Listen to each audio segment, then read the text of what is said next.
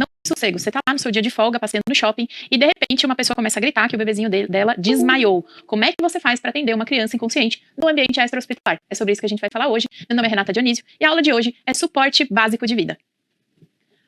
Ó, a gente precisa lembrar que a parada cardiorrespiratória em crianças se deve principalmente à insuficiência respiratória e a choque, são as principais causas. Você pode ter uma criança cardiopata com uma arritmia, algo do tipo? Pode, mas 99,99999% das vezes vai ser hipoxemia, insuficiência respiratória, né, causando aí, e choque, tá bom? Então isso é importante de você lembrar, porque as primeiras manobras que a gente vai fazer na parada cardiorrespiratória vão ter a ver com essas duas possibilidades. Existem normas para que a gente crie uma cadeia de sobrevivência pediátrica. São elos que vão sendo formados para que a gente melhore a sobrevida e a qualidade de vida dessas crianças. Vamos ver um por um desses 5 elos? Olha, prevenção de parada cardiorrespiratória, a ressuscitação cardiopulmonar precoce de alta qualidade, acionar o serviço médico de emergência, quando você passa para o suporte avançado de vida em que você estabiliza e transporta esse paciente com segurança, e depois da parada, como é que a gente vai cuidar dessa criança? Tudo isso faz com que o desfecho do nosso paciente seja melhor. Falando aqui do primeiro elo, que é a prevenção, o leigo, né, chamar ajuda, você poder acionar o serviço médico, faz toda a diferença, né? Então, que uma pessoa consiga intervir, fazer as massagens cardíacas,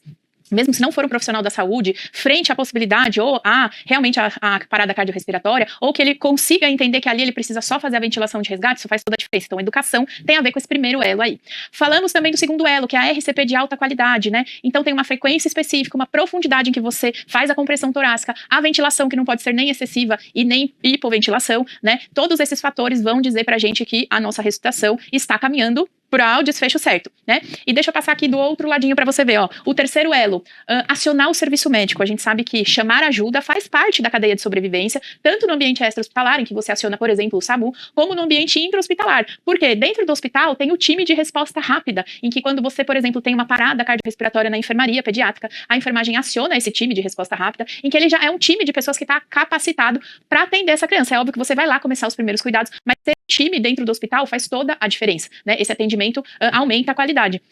A estabilização e o transporte, né? Então, como a gente vai transportar essa criança, o suporte avançado, vamos mexer com drogas vasoativas, né? E os cuidados integrados, como é que a gente vai cuidar das morbidades que vão acompanhar essa criança e como é que a gente vai diminuir a mortalidade. É sobre isso que a academia American Heart Association, em 2020, lançou aí as novas recomendações para parada cardiorrespiratória em pediatria, para que a gente possa cada vez mais melhorar aí essa cadeia de sobrevivência. Presta atenção que quando você está estudando lá para a prova, nas questões, né? Vocês vão respondendo questões aí junto com o time da AFIA, tem questões antes de 2020, então uma ou outra resposta pode não bater, principalmente em questões mais antigas, tá? Mas não tem problema, de 2020 para frente, vale isso que eu tô te falando agora. Então, para sua prova, vai valer essa orientação que eu vou te dar, beleza? Ó, o mnemônico que a American Heart Association fez, vale para nós também, pra gente lembrar a sequência. Isso é uma coisa que mudou. Antes a gente falava sobre ABC, né? Hoje a gente fala de CAB, né? C de compressão, de circulatório, de cardíaco, de cardiomodinâmico. A de via aérea pérvia, então abrir esta via aérea pérvia, tem um Azinho ali. E o B, que é o breathing, de respiração na boca. Aqui ele colocou um na boca pra gente lembrar. Então lembra que qualquer tipo de ressuscitação cardiopulmonar intra ou extra-hospitalar, você vai seguir a sequência CAB, beleza? Vamos ver como é que isso se configura na prática? Quais são os protocolos? Ó, vi a criança caída lá, verifico a segurança do local, tá passando um carro aqui, tem vidro aqui que eu possa me machucar, olha a segurança do local. Olhou pra vítima, abaixou pertinho do bebezinho, mexe no pezinho, dá um tapinha aqui no ombrinho, dá uma mexidinha nele, ele não responde, você vai olhar pros lados e vai falar, pessoal, liga pro SAMU. Ou vai buscar o desfibrilador, se você estiver num shopping, por exemplo. Mas pode ligar para o SAMU também, né? Liga para o segurança, alguém me ajuda. Verifico se esse paciente está respirando e tem pulso ao mesmo tempo. Então eu posso lá colocar minha cabecinha perto da boquinha para ver se sai um ar e já olhar aqui o movimento torácico. E posso pegar ou o pulso carotídeo ou o pulso braquial, tá bom?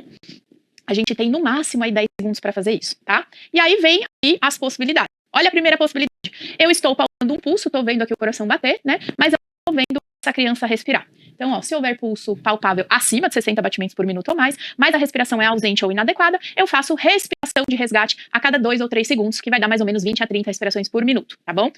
Se a respiração e o pulso for normal, liga lá para ajuda e aguarda, fica olhando lá tua vítima, não deixa ninguém chegar perto, ninguém mexer no pescoço, você não sabe o que aconteceu, né? Espanta os curiosos, fica lá só esperando ajuda e reavaliando essa criança, tá? Se essa criança não respira e não tem pulso, a gente tem 2 opções. Se você viu a criança caindo, ou sabe, né, ali da situação melhor, dá tempo para você ligar para ajuda e buscar o desfibrilador. Se você não presenciou, não sabe quanto tempo aquela criança está lá, comece o ciclo de ressuscitação cardiopulmonar antes de buscar mais ajuda, beleza? São essas as 3 possibilidades. Quando você começar a ressuscitação cardiopulmonar, Se você estiver sozinho, você vai fazer 30 compressões, né, e 2 ventilações boca a boca.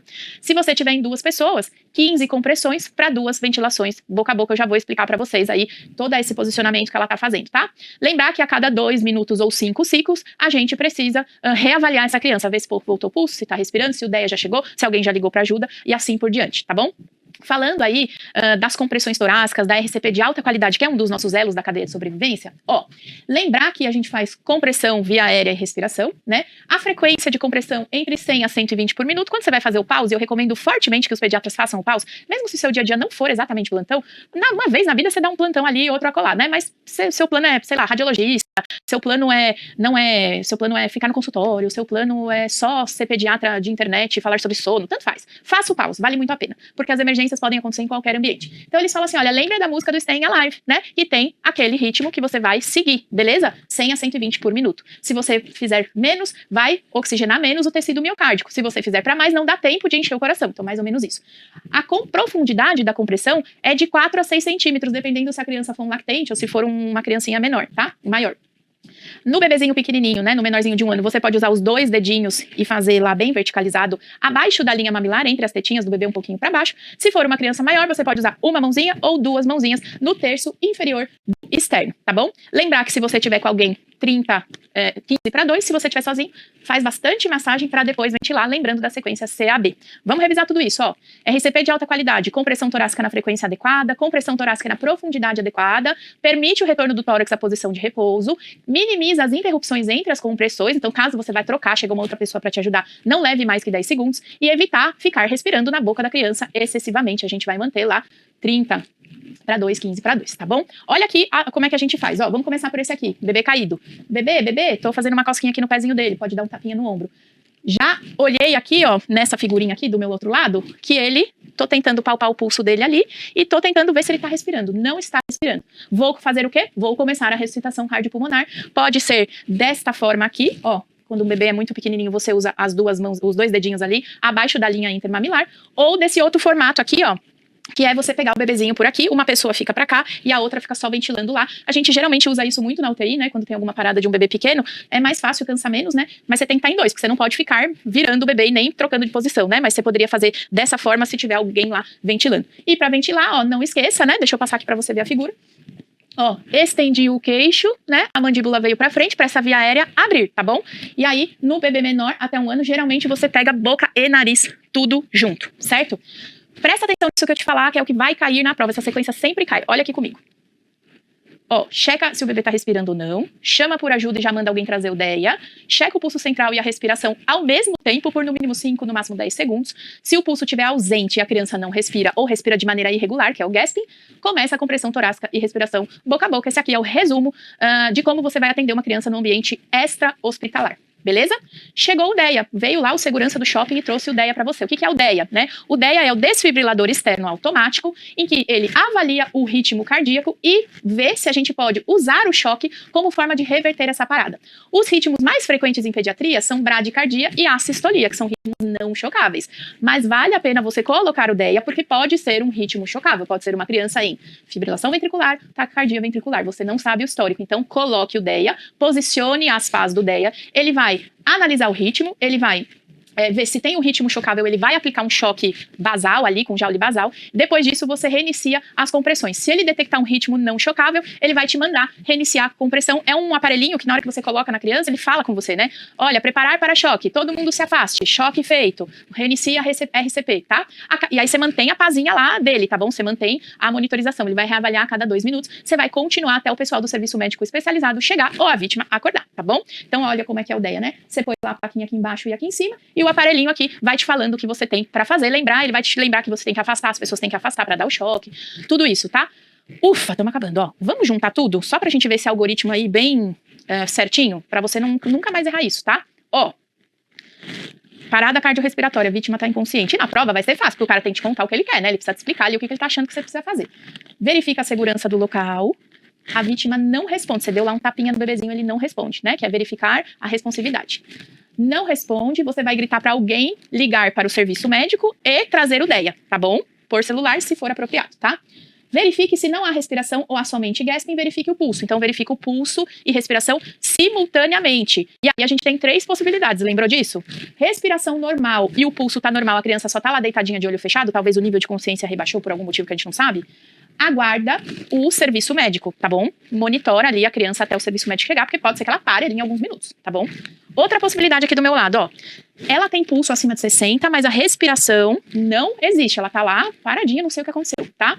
Quando é o engasgo, você sabe o que você vai fazer, vou te contar. Mas você não sabe o que aconteceu, você vai partir lá pra ventilação de resgate, ó. Uma a cada 3 a 5 segundos, cerca de 12 a 20 por minuto. Se o pulso tiver menor que 60, perfusão inadequada, inicia as compressões, né?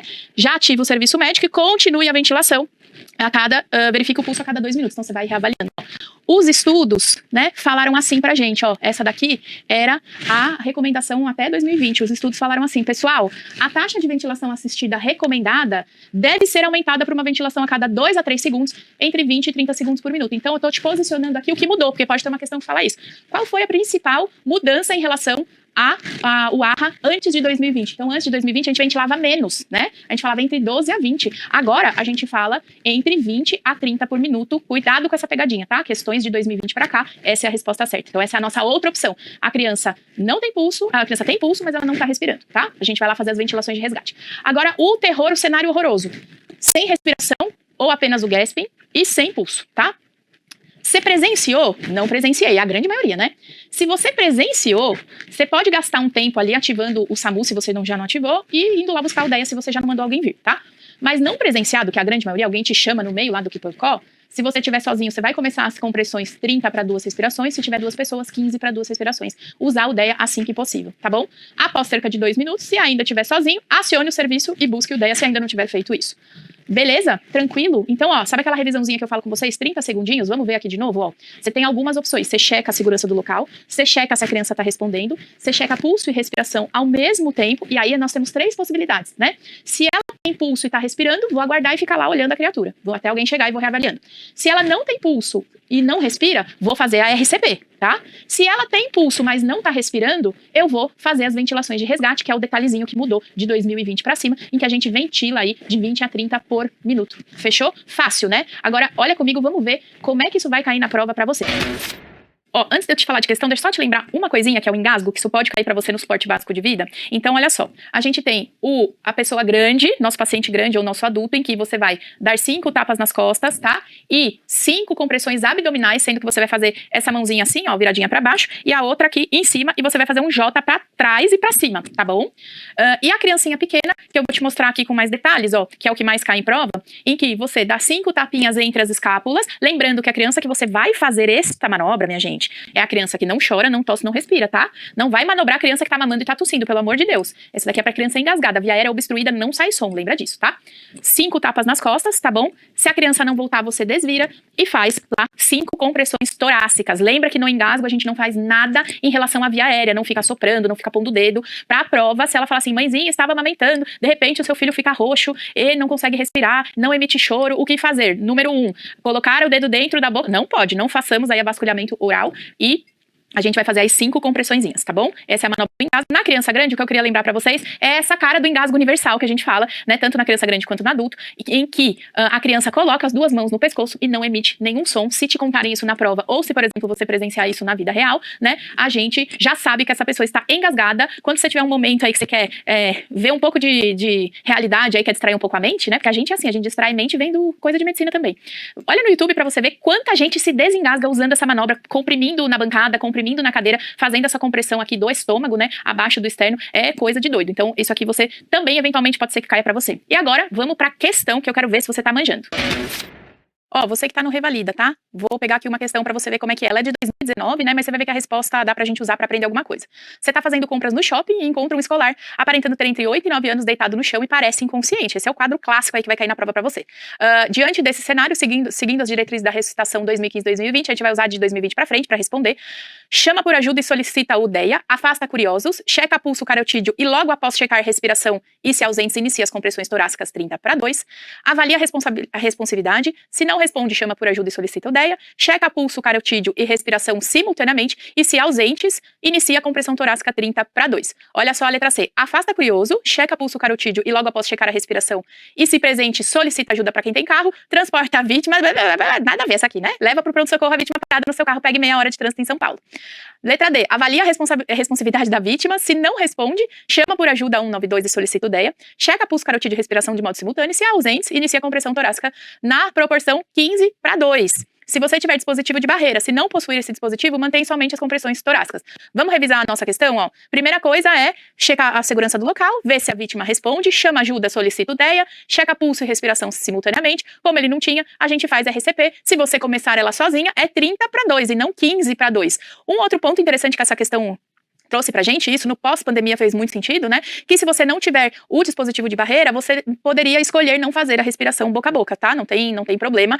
Vai fazendo as compressões, mas no ritmo, no nosso ritmo aí do nosso Stay Alive, tá bom? Não pode ser 200 compressões por minuto, porque ninguém tem essa frequência cardíaca enquanto ser vivo aí, que isso vá fazer uma circulação aí fisiológica, né? Então você até pode ter alguém com essa frequência de 200 com febre, mas ela não pode ficar horas, né, e sem oxigênio aí. Então a gente precisa lembrar da frequência correta, mesmo se você não for fazer aí a respiração boca a boca. Nossa resposta é a letra B. Eu tenho certeza que você vai acertar essas questões, um assunto muito fácil, que basta você ali dar uma olhadinha 10, 15 minutos com carinho, você não vai esquecer mais. Te vejo aí na próxima aula. Um beijo!